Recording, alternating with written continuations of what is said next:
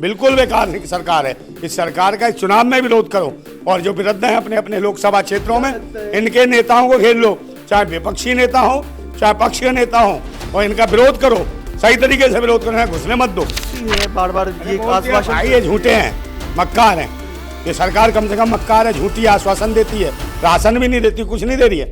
ये सरकार चारों तरफ से चारों खाने चित हो गई है, विफल है, बेकार है। इसने कोई विकास नहीं करा, इस देश में विनाश करा है, सिर्फ हिंदू मुस्लिम के नाम पे आतंक बचाया, धर्म और मजहब के नाम पे भाइयों को लाया। अभी हमारे साथ नंदा भाई राजपूत हैं, क्रांतिकारी, ईपीएस और सहारा के लिए हमेशा बोलते आए हैं। ईपीएस जो एम्प्लॉयमेंट पेंशन स्कीम है, जिसको लेकर के बूढ़े बुजुर्ग लड़ रहे हैं और उनको कहीं ना कहीं उम्मीद थी कि इस बार ईपीएस जो है वापस मिलेगा, उनको पेंशन वापस मिलेगी, क्योंकि जिनका ईपीएस था, ईपीएस के पैसे भी नहीं मिले और ईपीएस का ब्याज भी नहीं मिला, बल्कि उनको जो है 1,000 रुपये मिल रहा है अभी। सर 1,000 में क्या होता है? बूढ़े बुजुर्ग तो बोल रहे हैं अपने जीवन का सब कुछ तो लगा दिए, सारा कुछ दिए इस देश को, उसके बाद भी इनको जो है ना इनका वो नहीं मिल रहा पेंशन, समझे ना, गुजारा भत्ता नहीं मिल रहा इनको बुजुर्गों को। तो भी सीनियर सिटीजन जाएंगे कहाँ? एक बार काटा गया, पैसे काटे गए थे इनसे ईपीएस के नाम पे जब एम्प्लॉयमेंट में थे ये लोग, उसके बाद इनको 1,000 रुपए दे रही है गवर्नमेंट। नहीं तो एक वहाँ बताओ, तो डकैती है ना, आपने धोखा कर रही है, सरकार धोखा कर रही है इनके साथ, है इन पेंशन धारकों के साथ। तो इनको आप मुझे बताओ, इनको देगा कौन? बार बार सरकार कहती है कि भाई हम देंगे, आश्वासन दिए इन्होंने रैली करी, रामलीला मैदान में करी, लाखों लोग वहाँ आए हैं, पूरा आंदोलन किया, संतन मंत्र पे बैठ बैठ के गए। बताइए, इतने 80-80 साल के बुजुर्ग बैठ बैठ के जा रहे हैं, उसमें बहुत सारे तो बेचारे मर गए, निकल लिए, मगर पेंशन नहीं मिली, क्योंकि सरकार निकम्मों की है, नालायकों की है। इन्हें पेंशन वाले धारकों को पेंशन देनी चाहिए और इन वृद्धों को नहीं दे सकते। ये देश के जो बुजुर्ग हैं उनको ये सम्मान नहीं दे सकते, तो किसको सम्मान देंगे? युवा को सम्मान नहीं, बुजुर्गों को सम्मान नहीं, महिलाओं को सम्मान नहीं, बेटियों को सम्मान नहीं, किसी को सम्मान नहीं। ये सबका अपमान कर रही है सरकार। ऐसे कैसे चलेगा देश के अंदर है? और यही हालत हुआ इसकी सारा निवेशकों की, उनको भी कुछ नहीं दिया, तो वही बेचारे परेशान। सबको आश्वासन दिया है और कह दिया है ये 4 किलो चावल का राशन, 4 किलो गेहूं का राशन, यही भसक लो, पेट भर लो, तो इससे देश चलेगा क्या? 13 करोड़ लोग हैं ईपीएस के, 13 करोड़ लोग खुद एक मेरी बात सुन लो, ये 13 करोड़ लोग अगर रोड पे आ गए तो क्या होगा सरकार का? ये 13 करोड़ लोग अगर रोड पे आ गए तो 13वीं कर देंगे सरकार की, और ये समय आ गया 13वीं करने का। इनका विरोध करो, क्योंकि ये सरकार आश्वासन देती रही है, अभी तक इन्होंने कुछ नहीं दिया, ना रैंक दिया, ना 1 रैंक पेंशन दिया, ना ये इनकी पेंशन दी बुजुर्गों की, और ना उनका दिया सारा वालों का, निवेशकों का पैसा किसी का नहीं है। सरकार ने बार बार आश्वासन दिए, बार बार कहा कि हम इस तरीके से पैसा देंगे, ये देंगे, वृद्धों को इतना पैसा देंगे। ये वो महा झूठों की सरकार है, बेईमानों की सरकार है। 1,000 रुपए में क्या हो रहा है? 1,000 रुपए में कुछ नहीं हो रहा।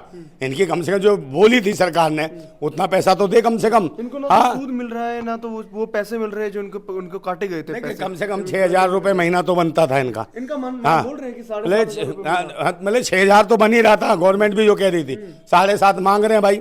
अशोक रावत जी ने कहा, इन्होंने बहुत सारे लोग आंदोलन कर रहे हैं, अशोक रावत जी सबको ले के आ रहे हैं और संघर्ष कर रहे हैं यार।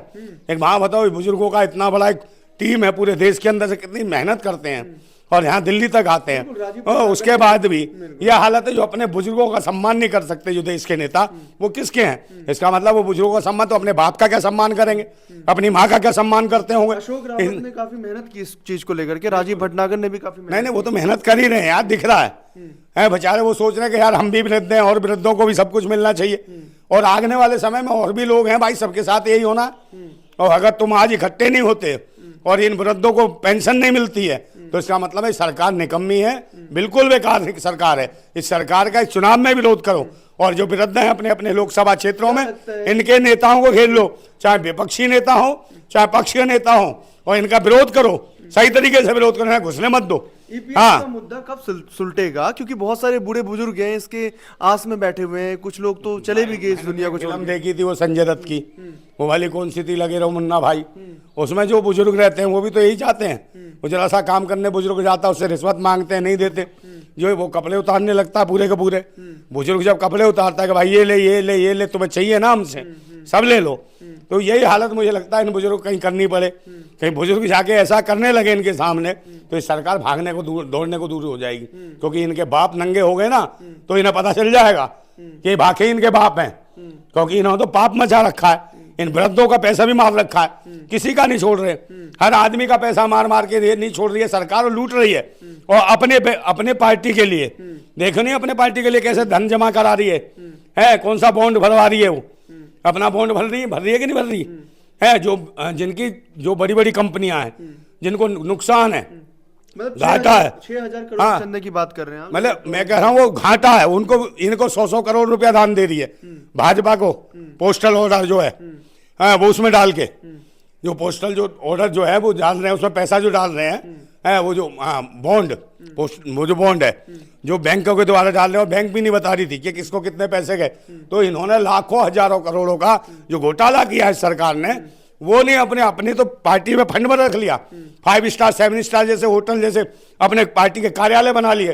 मैंने इन वृद्धों की जो पेंशन है वो देने में आनाकानी कर रहे हैं, सरकार बिल्कुल बेकार है, मैं कह तो रहा हूँ। लेकिन कहीं ना कहीं उम्मीद था, आज था लोगों को, ईपीएस वालों को ये था बहुत ज्यादा कि इस टर्म के अंदर, क्योंकि कमांडर अशोक रावत भी पिछले 10 सालों से मेहनत कर रहे हैं, जब से सरकार आई है तब से मेहनत कर रहे हैं। किसी वृद्धों की नहीं समझ रहे, किसी की इज्जत नहीं समझ रहे। चाहे कमांडर हमारे रावत जी हैं, वो उतनी शिद्दत और मेहनत के साथ इस उम्र में भी लगे हुए हैं।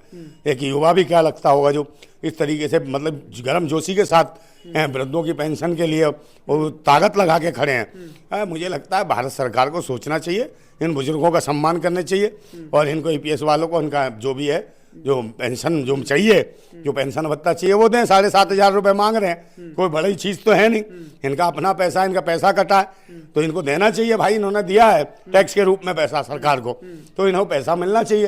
अगर इनका पैसा नहीं दे रहे तो किसका देंगे? इन्होंने पूरा जीवन इस देश के लिए लगा दिया, उनका पैसा अगर सरकार नहीं दे रही तो इसका मतलब है ये सरकार बेवफा है, बेगैरत है, निकम्मी है और बेवफा है। हाँ, क्योंकि कब आएगा, क्योंकि 2 टर्म सरकार का बीत गया, 2 टर्म में भी ये चुनाव है 2024 का, दिया गया सर। 13 करोड़ लोग हैं ये, 13 करोड़ लोग ये हैं, और 13, 14, 15, 20 करोड़ वो लोग भी हैं। कौन से? सहारा वाले, वो भी विरोध करें। कितने करोड़ लोग हो गए हैं? कम से कम 25-30 करोड़ लोग अगर ये विरोध कर देते हैं, और ये सारे कौन है? ये अपने परिवार भी विरोध करेंगे इनका। 25-30 करोड़ लोगों के परिवार में 4 आदमी भी समझे तो कितने करोड़ लोग पहुंच गए हैं? 100 करोड़ लोग, तो 100 करोड़ विरोध कर देंगे तो फिर इनकी सरकार बनेगी? इधर जूते पड़ेंगे जगह जगह। लेकिन हाँ, लेकिन ये था कि बहुत सारे लोगों को उम्मीद थी इस चीज को लेकर के कि 10 साल बीत गए और कहीं ना कहीं ईपीएस वालों को पैसे आएंगे, सहारा वालों को भी उम्मीद थी इस चीज को लेकर। सहारा वालों को आएंगे, मिलेंगे पैसे, जब तक विरोध नहीं करेंगे। आप ताकत दिखाओ ना, अपनी ताकत दिखा नहीं रहे हो, सिर्फ प्रदर्शन कर करके दिखा रहे। उनको चुनावों में न बनाओ उन्हें। नहीं, सरकार कहती है, नहीं, लोकसभा बोलती है बार-बार, ये आश्वासन, भाई ये झूठे हैं, मक्कार हैं। ये सरकार कम से कम मक्कार है, झूठी आश्वासन देती है, राशन भी नहीं देती, कुछ नहीं दे रही है। पेंशन की कितनी बार इन्होंने आश्वासन दिए, कहीं पेंशन लागू नहीं करी है। वृद्धों को पेंशन नहीं दी, उनको नहीं दी। सहारा वालों को उनका जो लगा था पैसा है, निवेश किया तो उनका पैसा वापस करने की बात हुई थी, वो भी नहीं मिला आज तक। तो कब देंगे पैसा, ये बताओ ना। पैसा नहीं मिल रहा इनसे, तो इनका मतलब है 2024 का लोकसभा चुनाव है, इन्हें रोड पे और सड़क पे घेर लो, इनका विरोध करो, जितना पुरजोर तरीके से विरोध कर सकते हो तो समझ आएगा। और इस सरकार को जितना जल्दी हो गिरा दो, इस सरकार को, और एक नई सरकार तैयार करो, जो भी हो। और विपक्ष से भी वादे लो हैं, अगर नहीं देती है तो फिर तो घेरने के लिए तैयार हो। 100 करोड़ लोग हैं भारत के जो इनसी परेशानियों से जूझ रहे हैं। कहीं इसको वन रैंक पेंशन को देके, चाहे फौज के सेना के सिपाही हो, चाहे ये जो ESP वाला जो बता रहे हो आप, ये वाला मामला हो 13-14 करोड़ का, या फिर उनका सहारा वालों का जो था वो भी 13-14-15 करोड़ लोग हैं। तो ये इतने सारे लोग हैं, तो इनके परिवारों को गिना जाए तो 100 करोड़ लोग बैठते हैं कम से कम। और 100 करोड़ लोग अगर विरोध कर देंगे हैं मताधिकार का, तो इसका मतलब है सरकार तो कभी किसी कीमत इनकी जमानतें जब्त हो जाएंगी। तो ये वक्त है इनको, जो आपका नोट नहीं दे रहे इनको छोड़ दो, यही समय है इनको औकात दिखाने का कि भाई हमारा पैसा नहीं दोगे, हम कब तक बुजुर्ग आंदोलन करेंगे। बहुत सारे बुजुर्ग तो इस आंदोलन करते करते मर गए, शहीद हो गए, शहादत हो गई उनकी, मगर कुछ नहीं मिला उनको। बहुत सारे बुजुर्गों को हार्ट अटैक आ गया आंदोलन करते करते, नहीं मरे हैं भाई, उनकी मौत हो गई। तो बताओ उनके परिवार में कैसा मातम चाहे। तो मातम लाने वाली सरकार है, हुकूमत है, ये कहीं ना कहीं देशवासियों को परेशान कर रही है। चाहे बुजुर्ग हो, चाहे जवान हो, चाहे युवा हो, चाहे महिला हो, चाहे बेटियां हो छोटी छोटी, सब लोग प्रताड़ित हैं, चाहे किसान हो, सबको परेशान कर रखा है इस सरकार ने। ये सरकार झूठों की है, मक्कारों की है, बेईमानों की है, और कहीं हमें चाहिए अधिकार। तो एक अच्छी सरकार चुनो और इस सरकार को मारो ठोकर। ये है नौकर, इसको मारो ठोकर। ठोकर जब नौकर सही काम नहीं करता, ठोकर मार के बाहर निकालो, मतलब एक नया नौकर ले आओ। EPS वालों को पैसा मिल जाएगा, बिल्कुल मिलना चाहिए, मिलेगा ही। जब सरकार चेंज करो, निकम्मों की सरकार है, आप बिल्कुल विरोध करके कहोगे तो ये वोट नहीं देंगे, हम फलाने को देंगे या ठिकाने को देंगे, उनसे कहो। और दूसरे नंबर, जितने मैनिफेस्टो में देखो कि कौन सी सरकार मैनिफेस्टो में रख रही है इस चीज को, मुद्दों को, उनको भी देखो, चाहे कांग्रेस हो, बीजेपी हो, सपा हो, बसपा हो, अन्य कोई पार्टी हो, उनसे कहो जो हमारे लिए खुल के बात करेगी, हम उसके साथ खड़े हैं और इस सरकार का विरोध करो। ये सरकार चारों तरफ से, चारों खाने चित हो गई है, विफल है, बेकार है, इसने कोई विकास नहीं करा, इस देश में विनाश करा है, सिर्फ हिंदू मुस्लिम के नाम पे आतंक बचाया, धर्म और मजहब के नाम पे भाइयों को लड़ाया, देश में लोगों को लड़वाया, और वही आज भी चल रहा है। हिंदू मुसलमान इसी पे दंगा, गाय गंगा और दंगा, इसके अलावा कुछ नहीं है। इनका तो पेट भर जाता है गोबर और मूत पी के, खा के, समझे नहीं, मगर देश के जो लोग हैं रोटी खाते हैं भाई, किसान मजदूर, समझे, आपके लिए खेती करते हैं, उन किसान मजदूरों को परेशान कर रखा है, एपीएस वालों को परेशान कर रखा, बुजुर्गों को, समझे नहीं, उनको परेशान कर रखा, सारा निवेशकों को, इन सबको जरूरत है।